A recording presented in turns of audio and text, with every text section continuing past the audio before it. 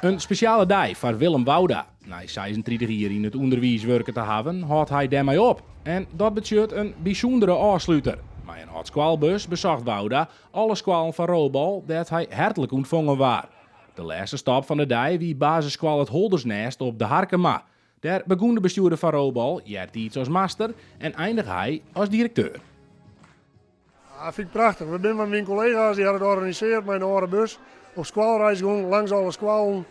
Ja, dat was eigenlijk wel overweldigend. Met alle band, alle collega's, jong. Ontzettend leuk.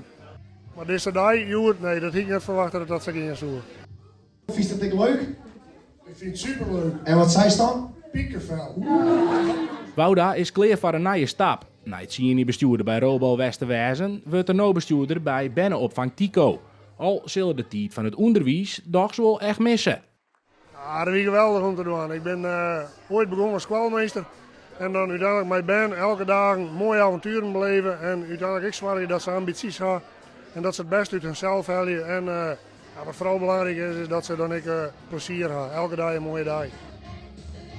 Wat ik het meeste missen is die leuke mensen waar ik jaren en jaren lang in Robal mee werken ga.